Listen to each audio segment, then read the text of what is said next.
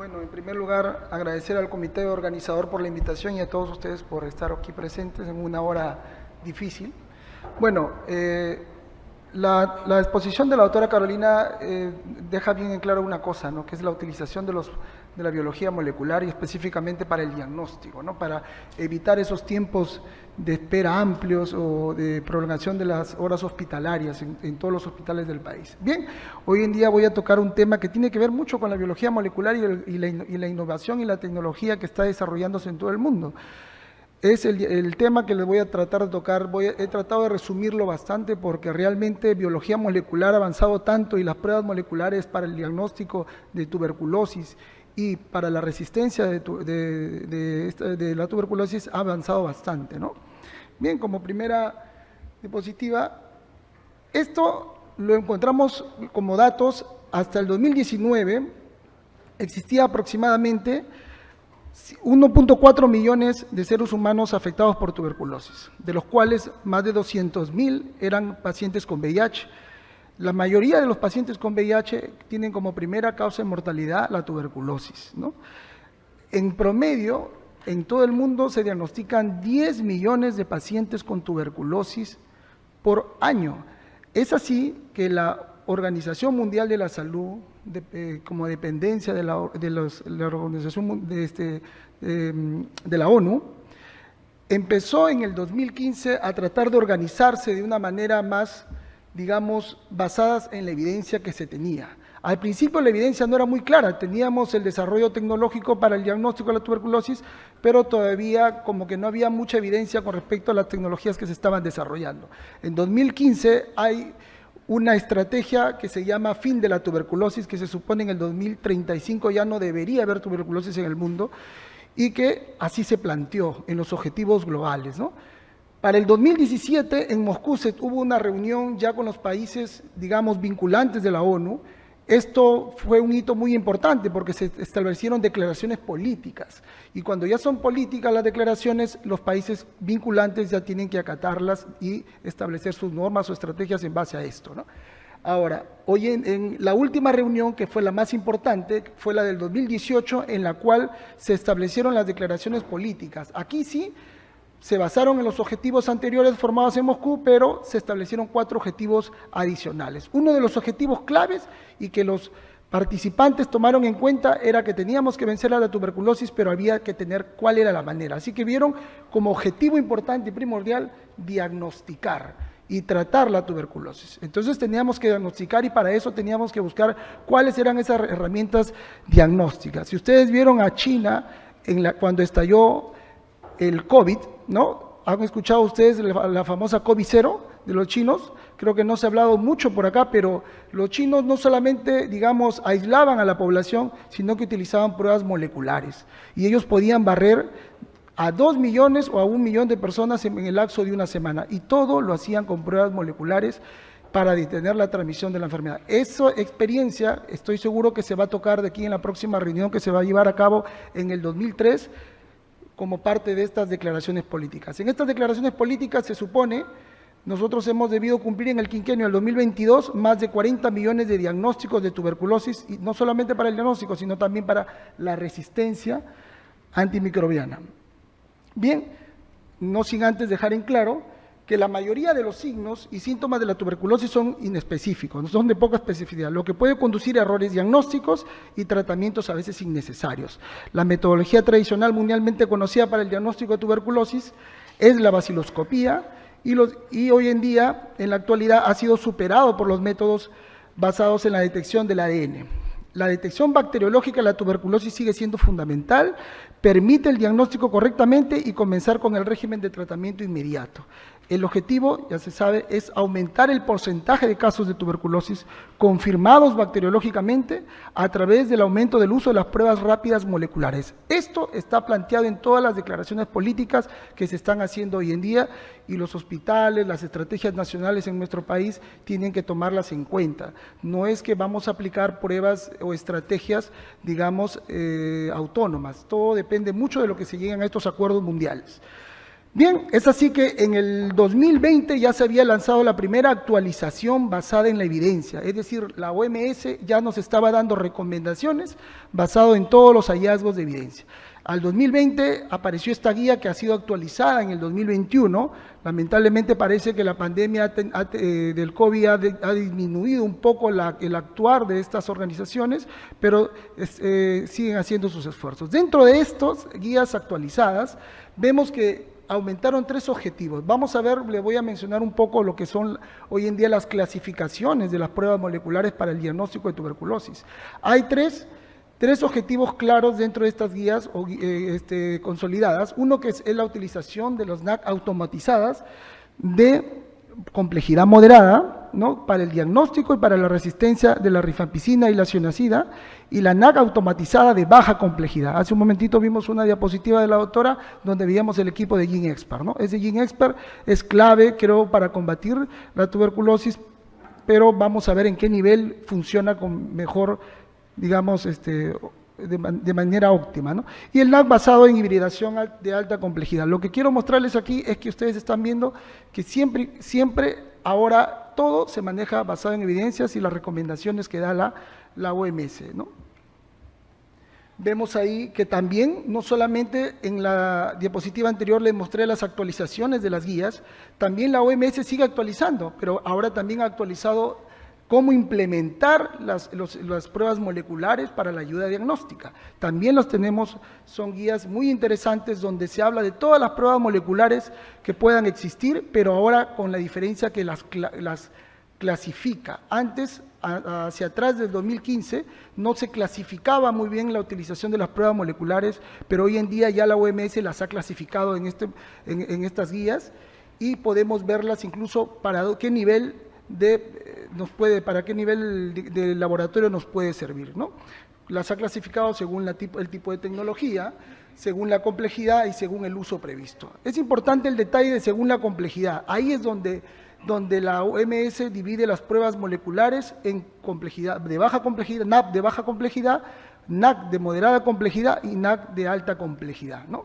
Entonces vemos ahí, este es un gráfico muy interesante, piramidal, donde vemos los niveles de atención, los niveles de laboratorio y cómo y a qué nivel, digamos, podemos o nos dice la OMS, implementen de esta manera ustedes sus estrategias para luchar contra la tuberculosis, qué pruebas pueden utilizar de acuerdo al nivel de laboratorio que ustedes tienen, ¿no? Como verán, nosotros vemos ahí en la parte inferior que a nivel periférico podemos utilizar pruebas moleculares basadas en NAP de baja complejidad, ¿no? Ahí encontramos las Expert RIF, las Expert Ultra, la Expert XDR, y también hay unas pruebas interesantes que también son las TrueNAM, que son de fabricación india, pero que acá creo que en Sudamérica no las manejamos, pero sí manejamos casi la mayoría de los institutos referenciales en el país, manejan Expert con el instrumento GenExpert, ¿no? En el nivel intermedio vemos también que siguen también la tecnología también usada como el NAC de complejidad moderada y el de complejidad alta, ¿no? Ahí está el famoso Genotype MTBDR, ¿no? Entonces, esto también nos ayuda bastante a evitar a veces esas discrepancias, esas discusiones que tenemos de que mi prueba molecular es mejor que la que ustedes tienen, etcétera, ¿no? Ahora hay niveles que la OMS te dice, tú puedes usar esta o no, y cada una tiene su ventaja o desventaja, ¿no? Bien, incluso la OMS hoy en día ha implementado guías objetivo para las pruebas objetivo, ¿no? Por ejemplo, ahorita estamos viendo, yo he entrado, he visto bastantes equipos bonitos afuera, pero hoy en día la OMS para el diagnóstico de tuberculosis nos da perfiles, características, nos da requisitos mínimos y requisitos óptimos, y todos los vamos a encontrar aquí, es decir, los innovadores, los realizadores de la tecnología para el diagnóstico molecular de la tuberculosis tienen que revisar estas guías nuevas y sus desarrollos deben basarse en estas características, ¿no? Bueno, mencionar, por ejemplo, que hoy en día lo recalca bien claro esta guía, ¿no? Incluir como prioridad pruebas de resistencia a las fluoroquinolonas.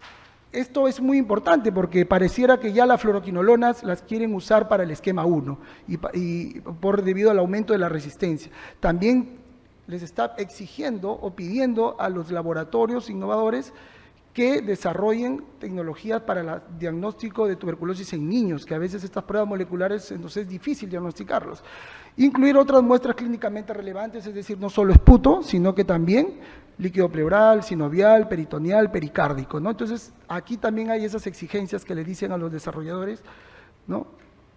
Y bueno, parte de esos datos importantes que quiero que los vean y que se encuentran en esos perfiles de las pruebas objetivo, es que, por ejemplo, las pruebas moleculares piden que toda prueba molecular que uno quiera adquirir para las estrategias de tuberculosis tienen que tener como mínimo la evaluación de la resistencia a la rifampicina, isoniazida y fluoroquinolona, más la bedaquilina. La bedaquilina también es un medicamento que la OMS hoy en día lo está recomendando, y esto debido a la gran resistencia antimicrobiana que está dando rifampicina con isoniazida, ¿no? Ese es uno de los objetivos, las características que les exige.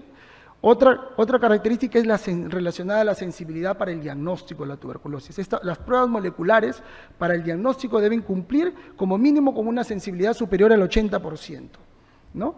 Y una especificidad superior al 98%. Una prueba molecular que tenga estas características tiene una óptima función, una óptima funcionalidad. Y lo más importante, que es lo que voy a mencionar constantemente avanzando, es el límite de detección. Todas las pruebas moleculares tienen límites de detección para el diagnóstico de la tuberculosis, y el límite de detección óptimo es 100 unidades formadoras de colonias por mililitro. Entonces, siempre cuando veamos esas pruebas, veamos estos detalles porque son importantes, ¿no? Otros detalles importantes es lo respecto a la sensibilidad de los medicamentos antituberculosos. Uno, la sensibilidad de la rifampicina por lo general debería sobrepasar como requisito mínimo más del 95% de sensibilidad. Dos, que la isoniazida con la fluoroquinolona sobrepase el 90% de sensibilidad.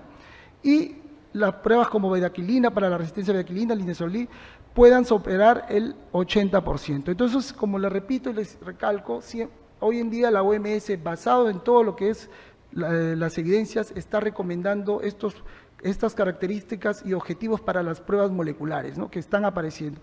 Pero no dejar, antes de mencionar, que los métodos convencionales no es que a las finales van a desaparecer y las pruebas moleculares van a reemplazar a estas, no es así.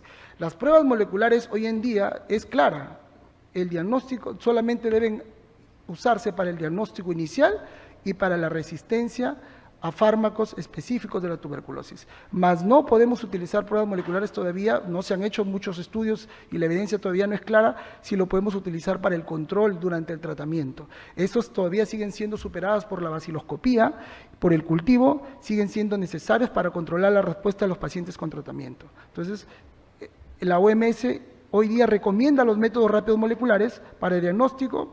Las pruebas de susceptibilidad fenotípica siguen siendo esenciales para los fármacos, e incluso las pruebas fenotípicas nos ayudan a ver esas discrepancias, porque las pruebas moleculares, como no tienen mucha sensibilidad sobre ciertos fármacos, las pruebas fenotípicas hacen, digamos, la diferencia. No es que las vamos a perder, las pruebas moleculares están ahí entrando, pero como les dije, ¿no?, al principio, ustedes vieron a los chinos cómo barrieron con pruebas moleculares al principio a sus pacientes y detuvieron la transmisión en varias ciudades. Nosotros podríamos hacer algo parecido. Ya las pruebas moleculares nos están diciendo, utilícenlos, que ahí podemos ayudarles, ¿no? Bien, la OMS tiene las pruebas rápidas moleculares, interesantes aquí. Vemos, la primera que apareció más o menos en el 2013 fue ExpertRif, que ayudaba al diagnóstico y para la resistencia a rifampicina. Después esta tenía problemas con las muestras paucibacilares, no las podía detectar, su límite de detección no eran tan bajos, digamos, como para detectar frotis paucibacilares. Entonces es así que desarrollaron la tecnología y apareció ExpertUltra. ExpertUltra es, digamos, una prueba más desarrollada y que puede diagnosticar con un límite de detección bajo, incluso hasta del 16 unidades formadoras de colonia. Luego los hindúes también han fabricado, la India también ha fabricado sus pruebas moleculares que, bueno, nosotros todavía no tenemos experiencia, ¿no? Y aquí viene el detalle interesante en esto. GenExpert, por ejemplo, que fabrica las pruebas ExpertRif y ExpertUltra, utiliza compuestos, segmentos modulares, ¿no? Que son más pequeños, son de baja complejidad, no se necesita capacitar mucho al personal, incluso no necesitamos mucha infraestructura, pero aquí viene el detalle con las pruebas de complejidad moderada que también fueron agregadas en la guía actualizada. Y me refiero a las de Abbott, la Real Time, la Fluorotype, la VDMAX y la COBAS, ¿no? Esas pruebas son de complejidad, NAC de complejidad moderada, y ya les voy a mostrar en qué consiste. La intención final es que estas pruebas reemplacen a las pruebas convencionales como las baciloscopías, el cultivo y las pruebas de susceptibilidad fenotípica, pero para el diagnóstico inicial, más no todavía para el control, eso todavía está en investigación. Después aparecieron estas pruebas Expert de GeneXpert, apareció la Expert XDR. Expert XDR, si bien es cierto, las pruebas anteriores de Expert diagnosticaban tuberculosis y también la resistencia a la rifampicina, apareció Expert XDR para diagnosticar los antibióticos de segunda línea. ¿Y quién encontramos ahí? La isoniazida, la fluoroquinolonas, inyectables de segunda línea y la etonamida. Al otro lado están las pruebas de sonda lineal, ¿no? De amplificación de sonda lineal, que son pruebas genotípicas también muy avanzadas, pero que son de complejidad moderada. Esas sí necesitan, digamos, laboratorios de bioseguridad un poco más desarrollados y personal más capacitado. Bien, voy a mencionarles un poco de las pruebas de baja complejidad, no sin antes recalcarles ahí que en las guías hoy en día de consolidadas son claras, clasifican y a la vez que clasifican recomiendan para la implementación de estas pruebas, ¿no? Las pruebas de baja complejidad son pruebas que en la mayoría de los reactivos se encierran en un simple cartucho. O sea, así de simple. Para quienes trabajamos la parte molecular, siempre hacíamos la extracción en un lado, de ahí la amplificación en el termociclador y después la detección. O sea, teníamos esa... Pero esta prueba lo hacen en un solo cartucho, que es lo impresionante, y el resultado lo da en 2 horas. O sea, en el cartucho simplemente te hace la extracción, la amplificación y la detección. Y esto lo hace en 2 horas, ¿no? Entonces, puede requerir un paso inicial de manera manual, que es rápido, no pasará más de 15 minutos.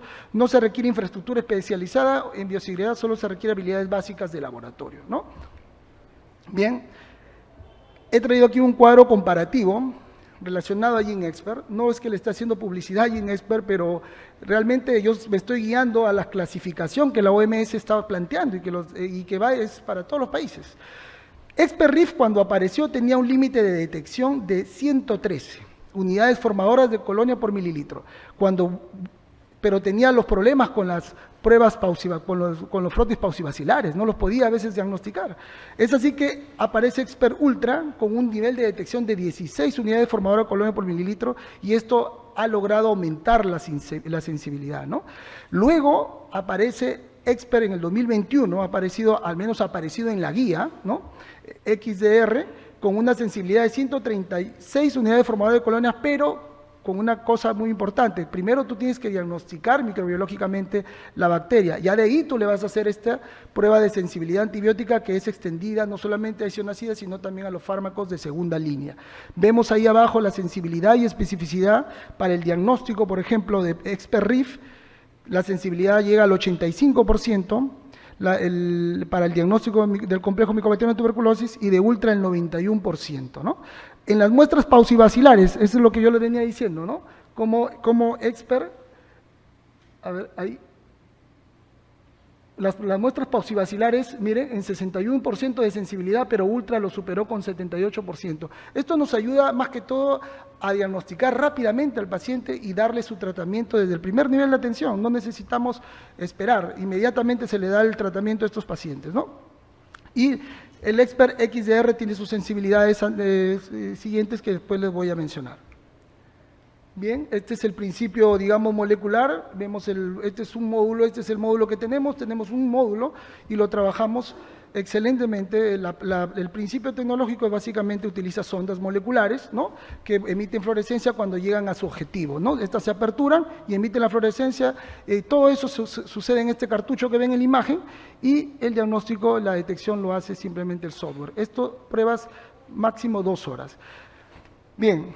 Hubo comparaciones de ExpertRIF y Expert Ultra, ¿no? Vemos que ExpertRIF, por ejemplo, en principio ExpertRIF tiene un límite de detección, mira con qué se trabajaba antes, de 112, ¿no? De ahí aparece Expert ultra, y el límite de detección es impresionante, casi 16, ¿no? 16 unidades formadoras de colonia.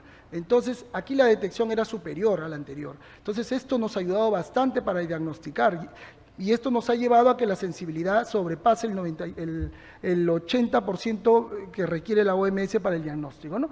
Lo que sí no ha variado mucho es con respecto a la susceptibilidad a la resistencia a la rifampicina en estas dos pruebas, casi el límite de detección es el mismo, pero ya tiene una gran utilidad si diagnosticas el complejo Mycobacterium desde el consultorio. Bien, vemos aquí, estas son, digamos, las ondas que se son utilizadas y que están en los registros de la OMS, que son relacionadas a la resistencia. Hay 6 ondas moleculares que todavía están en el límite de que si son o no resistencia, pero ahí la que marca la diferencia son las pruebas de susceptibilidad fenotípica. Tenemos, por ejemplo, una cooperación de las ondas moleculares en Genotype, ¿no? De repente aquí alguien ha trabajado con Genotype, que es una prueba molecular de complejidad moderada, ¿no? Y como ven abajo en verde, la Expert Ultra. Vemos que trabaja con 4 sondas solamente, pero si ustedes se dan cuenta, a pesar de que trabaja con 4 sondas, aquí el corte de los codones que va a captar la mutación va desde el 424 hasta más o menos el 452, el codón, ¿no? Y la de Expert Ultra, casi lo mismo, 425 hasta el 455 los codones, ¿no? Entonces, eso también ayuda bastante a ver la resistencia a nivel de la rifampicina, ¿no? Bien, estas son las ondas que utiliza Expert Ultra. Expert Ultra arroja estos tipos de resultados, y aquí es un detalle muy importante porque eso a veces nos pasa en el hospital. ¿Qué pasa cuando Expert Ultra, que es tan sensible, nos arroja un resultado traza detectado, ¿no? Esto está en relación a las pruebas a los pacientes paucibacilares. Les hago el XDR para extender su diagnóstico de rifampicina, a isoniazida y a todos los medicamentos de segunda línea. La recomendación es que no, porque Expert Ultra tiene una detección baja, pero Expert XDR no la tiene. Entonces no es recomendable hacer esa detección para los medicamentos de segunda línea. Mejor es hacerlo para ya mandarlo a que se haga pruebas de sensibilidad fenotípica, que bueno, a las finales siempre las tenemos que hacer, ¿no? Bien, esta es, digamos, una manera de interpretar los resultados, como te arroja el software, detectado, no detectado, indeterminado, no determinado. Y esta es la sensibilidad relacionada a los medicamentos antimicrobianos para detectar la resistencia, por ejemplo, acá la isoniazida en Expert XDR. Miren ahí la isoniazida en Expert XDR llega como una sensibilidad agrupada del 94.2%.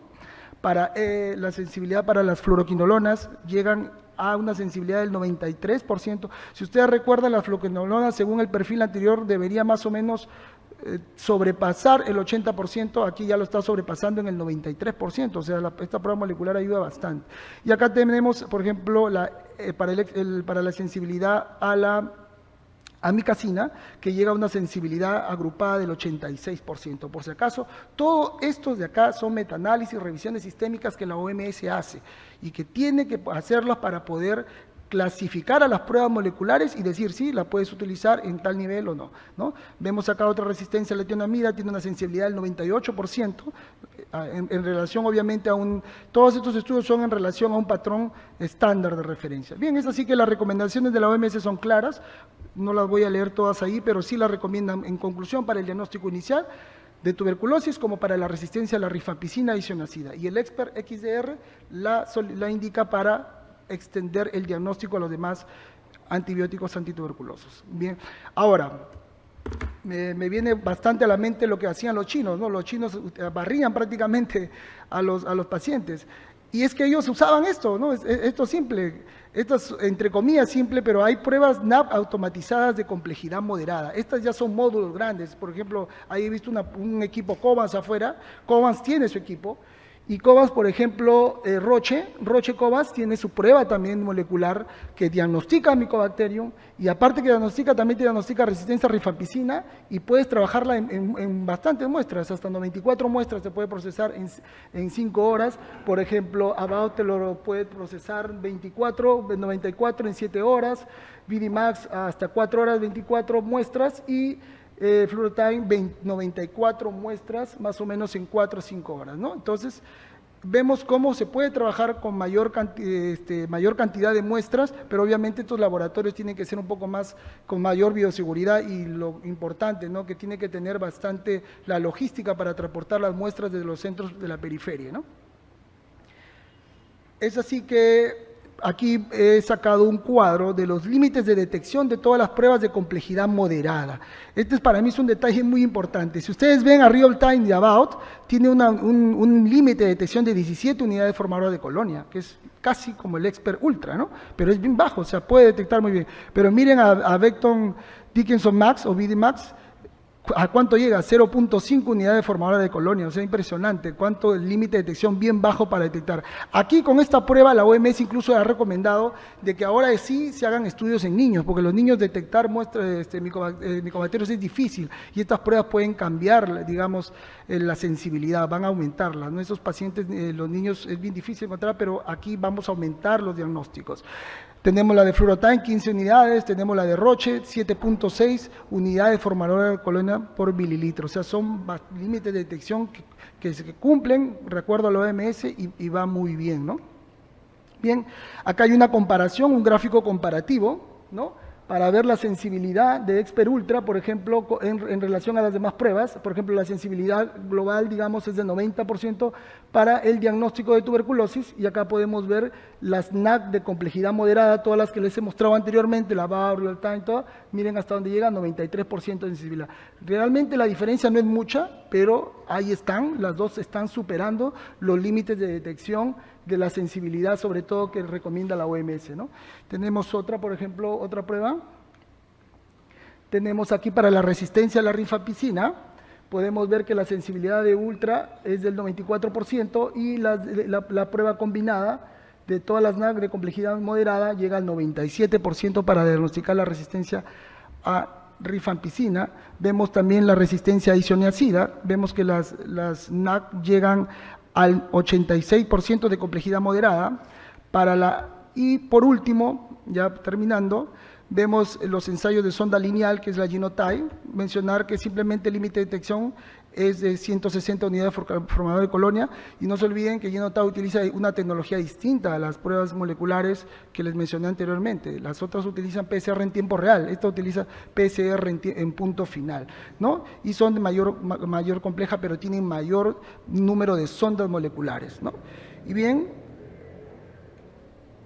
decirles pues que mi intención hoy en día de exponer este tema es de que la OMS este septiembre se vuelve a reunir, a la reunión de alto nivel, o sea, todos los países vinculantes se van a volver a reunir y van a revisar, obviamente, si realmente hemos cumplido con los objetivos para el 2022 o no los hemos cumplido, o si bajamos, digamos, el nivel de los objetivos para el próximo quinquenio, o realmente nos vamos con todo hasta el 2035 y realmente desaparecemos la tuberculosis del planeta, ¿no?